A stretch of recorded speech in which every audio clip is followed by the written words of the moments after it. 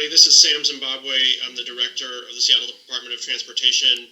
Before we get into the more technical aspect of the discussion, I'd like to turn it over to Mayor Jenny Durkin for some introductory remarks. Mayor? Thank you, Sam, and thank you, everybody, for joining us today.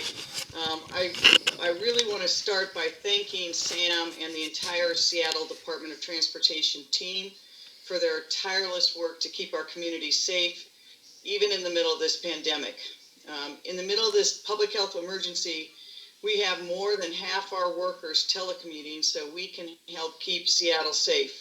But there's many people whose jobs can only be done by showing up, and I want to thank them for all the work they're doing as well. We have our first responders, our frontline employees continuing to work to keep the lights on, garbage collected, and our bridge and roads safe. The Seattle Department of Transportation regularly inspects our bridges and roadways. They've been monitoring cracks that have developed in the West Seattle Bridge over time.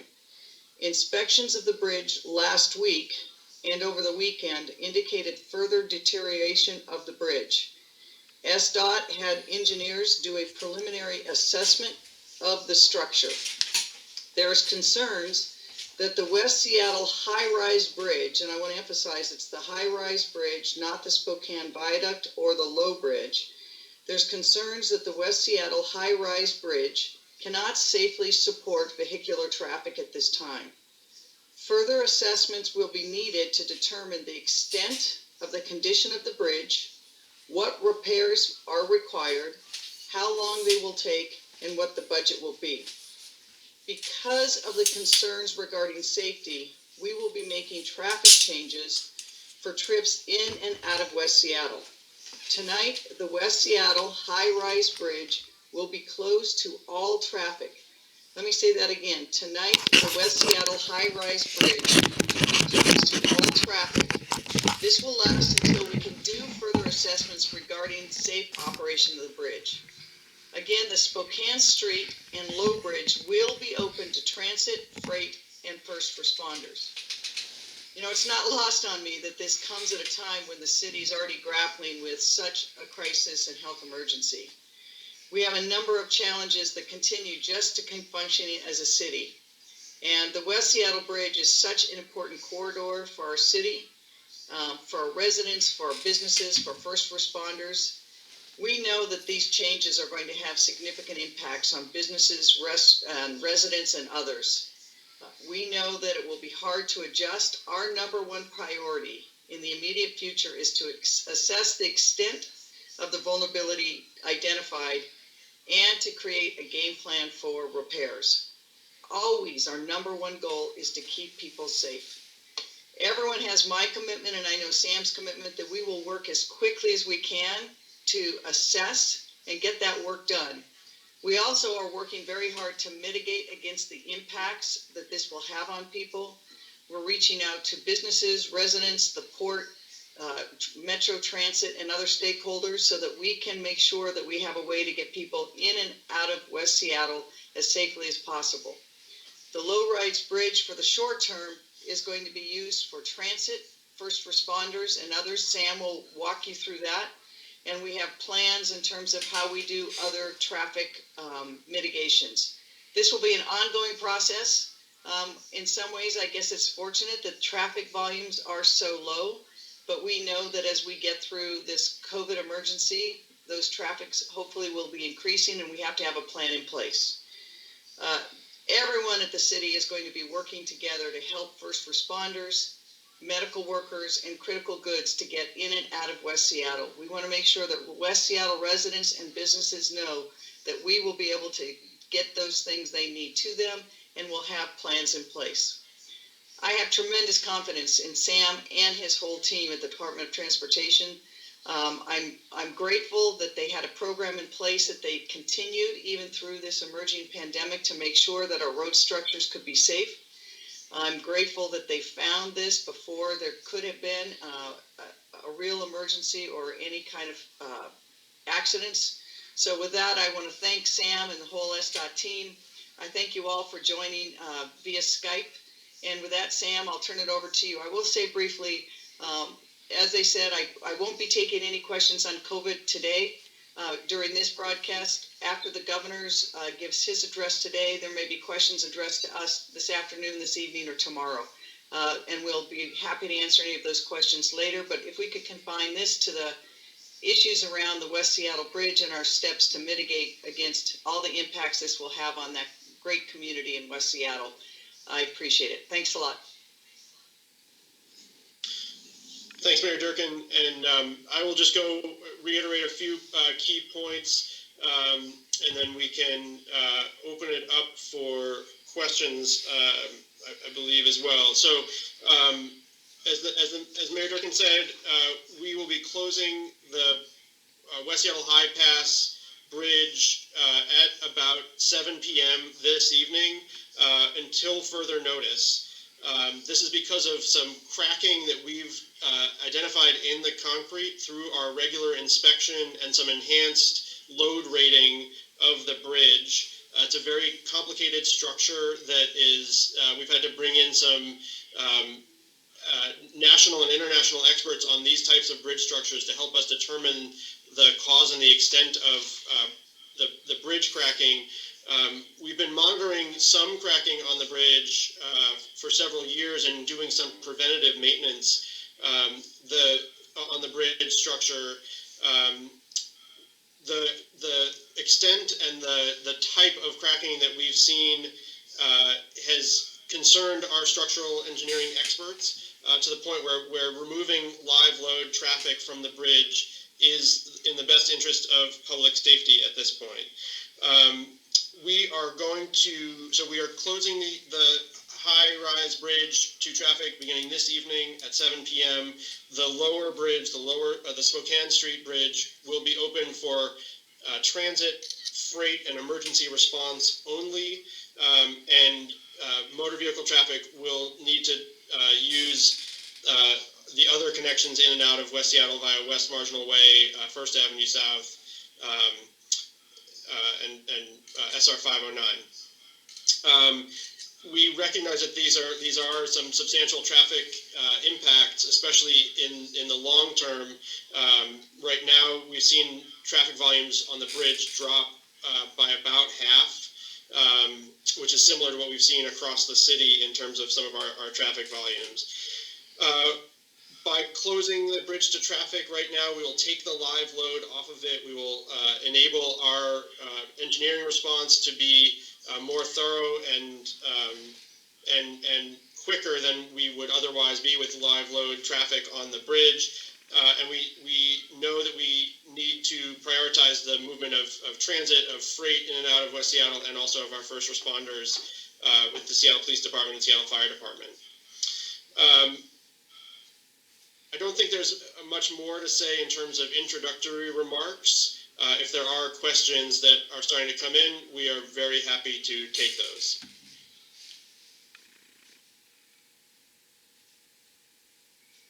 Is Council Member Gonzalez online? I'm here. That was also part of my job.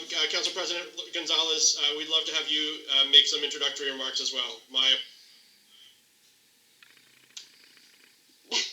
That's okay. We are in the age of technology and doing teleconferencing, and it is a much more difficult task than it may sound. So I appreciate an opportunity to be here with all of you. I want to start off by first, of course, thanking Mayor Durkin and you, Director Zimbabwe, for your leadership in this space. I know that it is a difficult decision to make to announce the immediate closure of the West Seattle Bridge. Of course, I'm a West Seattle resident in addition to being the president of the city council, so we'll be directly impacted by this decision. But at the end of the day, we have to remember that these decisions have to be centered on preserving the safety and the health of those users of the West Seattle Bridge, of which there are many, many, many every single day. So I appreciate that this is a sacrifice for many of my neighbors here in West Seattle, for those who engage in commerce between West Seattle and the rest of Seattle, and I stand at the ready to work with Mayor Durkin, with you, Director Zimbabwe, and with all of our other agencies to make sure that West Seattle is not going to be cut off from what they need to access in the other parts of our great city. So I understand and respect that this is a tough decision.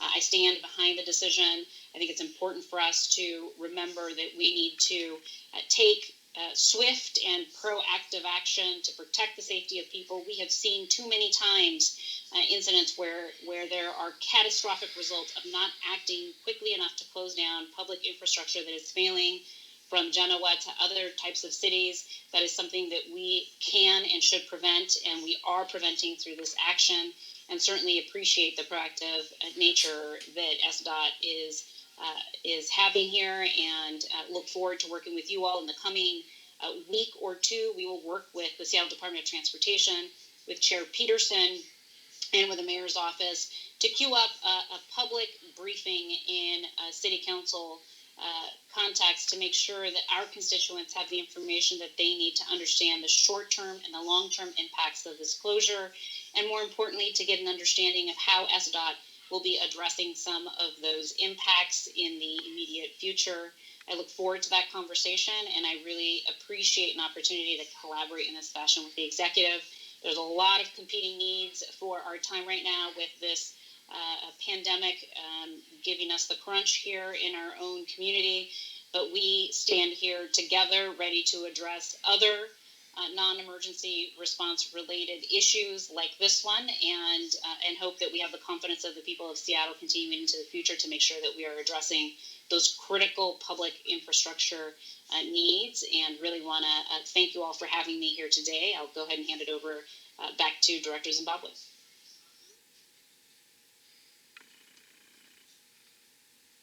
Thank you, Council President Gonzalez. And I would like to remind folks that are viewing if they can submit questions via the conversation and the chat. We'll be able to direct those and be able to answer any questions that folks have.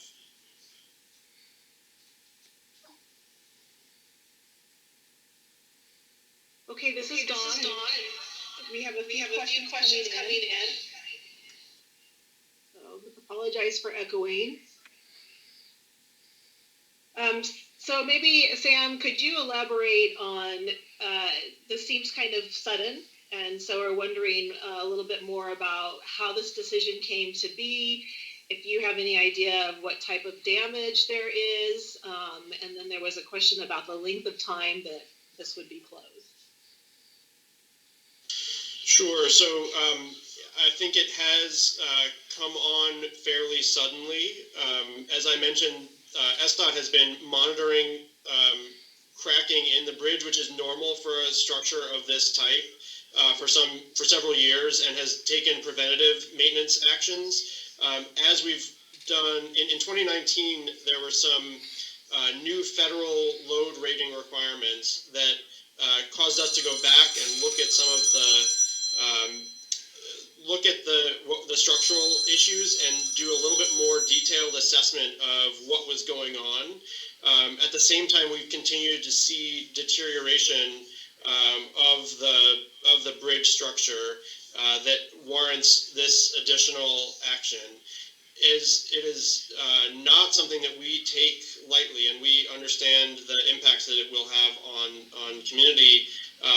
There really wasn't another choice at this point between full closure of the bridge and there wasn't another choice between other than full closure of the bridge at this point. In terms of timeline for repair, we do not have right now a timeline, and so I don't want to hazard a guess of what that timeline looks like. We know that this is coming on suddenly. We think that in the next few weeks we can have a better sense of the timeline and the cost of what the needed repairs will be. But it is is not something that will take a matter of weeks. It will be a longer term duration closure that we will continue to work to mitigate the impacts and also aggressively and as quickly as possible move forward with the repairs necessary to reopen the bridge.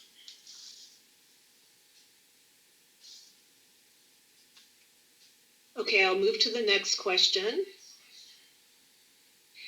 And let's see, it looks like there's several of them. So it says, based on the evidence that SDOT has seen so far, can you describe the kind of repairs that might be necessary? One of the questions was, where are the cracks? What are the size? What are the depth? And where you're seeing the cracks, like is it on the columns or the bridge surface? So just some more information about damage. Sure, and I might ask Matt Donahue, who's our lead structural engineer on this, to give a little bit more of the technical details. There's a lot of technical information that we're happy to have a little bit of follow-up information and conversation about. Matt can give a little bit of an overview of that, but we'll try to stay a little bit high level for this briefing. But just in terms of where and size of briefing, he's off camera, but hopefully can be heard from here. Hi everybody, this is Matt Donahue.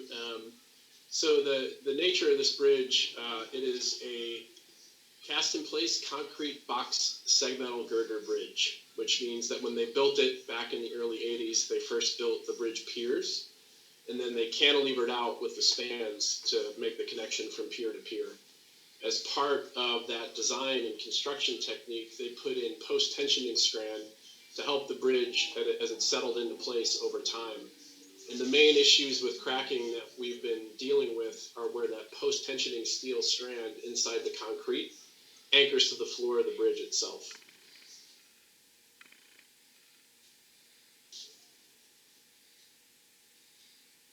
In terms of the kind of repair that will be necessary, there are several different options that are available.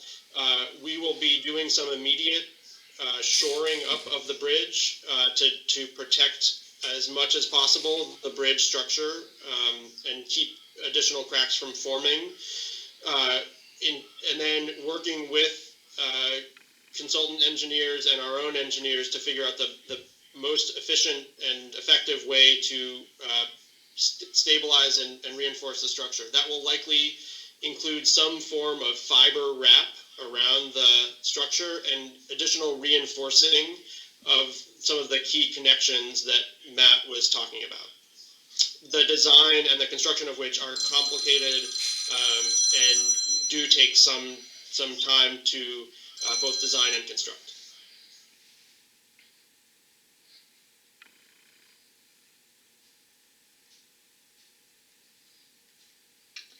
Okay, we have some questions about whether the Spokane Viaduct is staying open, if we're doing anything to support additional transportation options, like perhaps with the water taxi, and if we time this to take advantage of the drop in traffic. So, first of all, we did not time this. There's never a time that we would want to close the West Seattle High Pass Bridge. It is a critical piece of our infrastructure. It is the bridge that carries the most traffic of any city street in the city. In terms of other options, we are going to work with Metro. This is coming on them as quickly as it's coming on us, and so that's not a question we can answer today on what other opportunities there are to provide people moving capacity from West Seattle to into Central Seattle. The West Seattle High Pass Bridge is used by almost 20,000 bus riders a day under normal traffic conditions, and so it's a substantial number of people that will be affected. Right now, as I mentioned earlier, we've seen about a 50% drop in traffic coming across the high pass bridge in the last few weeks, as people have worked to limit their travel and stay at home. But we still see demand for travel coming across the bridge. And then I feel like there was one other question, which I'm now not remembering exactly what the question was. So additional transit operations. The lower bridge. The lower bridge will remain open, but we will limit travel across the Spokane Street Bridge to transit, freight, and emergency responders in order to try to keep those critical connections available for those key movements of people and goods. That is something that as we see the response and as we understand how to mitigate the travel impacts, those are decisions that we'll continue to look at ways for making sure people and goods and emergency responders can get back and forth from West Seattle. Also, Sam, could you elaborate a little bit more on exactly where the closure is going to start and stop? Yeah, so we will be putting out additional information with some clear maps. It's a very complicated set of connections to describe in words only, but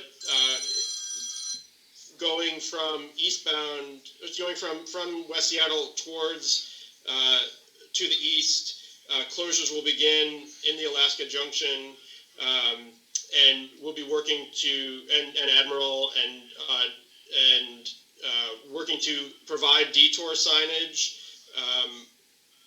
for motorists seeking to access the bridge complex, all of the bridge structures, to be able to know where they need to go, also including 35th and Fauntleroy and Delridge. Some of those detour signs will be populating in the coming days. We'll have an initial set out this evening beginning at 7 p.m., working to make sure people have immediate understanding and knowledge of where the detours begin and end, but some of that will take a little bit of time to put in place as we get farther back from the immediate closures. In the eastbound direction, vehicle traffic will need to use the First Avenue Bridge, South Park Bridge, and then the Michigan Corson complex getting to I-5. In the westbound direction, similarly, traffic on I-5 will need to exit at Michigan Corson exit to then come across and access West Seattle. The Spokane Street Viaduct will also be closed for non-transit freight and first responder vehicles as we try to keep that, limit the confusion that people have in trying to access to and from West Seattle.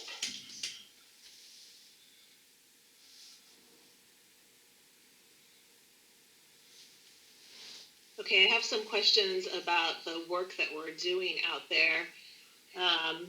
One was, when you say that this came on suddenly, was there a recent sudden damage, or was this existing damage that happened to be detected? And then the other one is, you mentioned carbon wrap. We're familiar with that technique to bolster viaduct columns. Are you saying that the columns of the bridge are also cracked, or are you just talking about the deck and the connections above? So it is, again, I might defer to Matt a little bit on some of the, I don't get all the technical words correct all the time, but it is the girders of the bridge, the members that form the bridge superstructure itself, that where we're seeing the cracks and some of the distress that's part of the structure. Some of the ways in which the cracks, so as we've seen the deterioration happen, some of these types of stresses that we're seeing are ones where they can compound over time based on the dead load of the bridge itself, the structure of the bridge itself, that over time can get exacerbated and accelerate in their deterioration. And as we saw some of the cracks beginning to form, the preventative measures that we took have helped limit the infiltration of air and water into the bridge structure and into the reinforcing steel. But some of the new stresses that we've seen have happened subsequent to that even, and those preventative measures didn't seem to arrest the deterioration that we've seen. And there hasn't been a single incident or event that we know of that has led to where we are today. It's more that the stresses over time that we think, and we're still looking into exactly what may be causing some of this. Some of it is that the vehicles that are on the bridge today are heavier than what the bridge was originally designed for. Additional traffic that is on the bridge that the bridge wasn't originally designed for. And there could be a couple of different types of factors that are leading us to where we are today. The columns themselves, just to go back and reiterate, the columns themselves are seem to be in fine condition, and it's really the bridge superstructure, so not the deck, not the columns, it's the piece in between.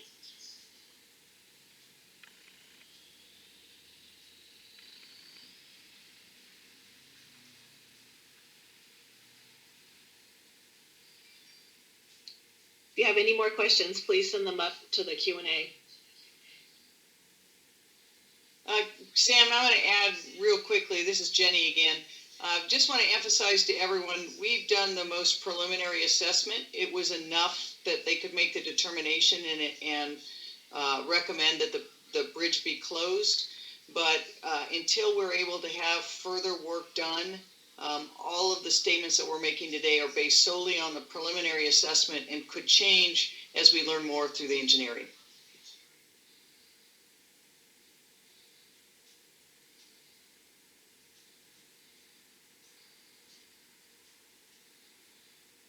Okay, I have one more question here.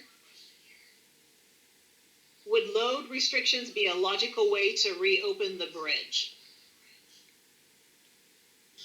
So unfortunately, the types of stresses that we're seeing, load restrictions alone would not preserve the bridge. We think that by taking these actions and doing major repairs to the bridge, we can reopen the bridge. Those are, as Mayor Durkin said, there are, as we go through the engineering a bit more and understand a little bit more what our approach needs to be, we can have a bit more of those types of determinations. You know, ordinarily our approach would be to start with load restrictions, as we've done on some other structures. That in this case is not an appropriate way to address what we're seeing in terms of stresses. Another thing to know about this bridge is that 80% of the load is the bridge itself. And so eliminating all loading on the bridge is the most effective way to preserve the ability to make the repairs that we think are necessary.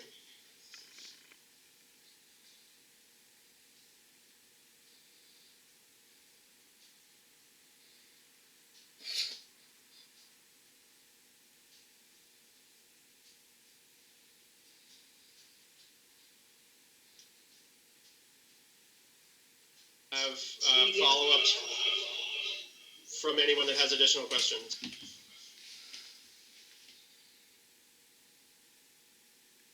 Sam, did you want to say that again? Sorry, yes, we're reaching the end of our time. I think we'll stop here. We're happy to have follow-ups and answer additional questions as they come in through our regular channels.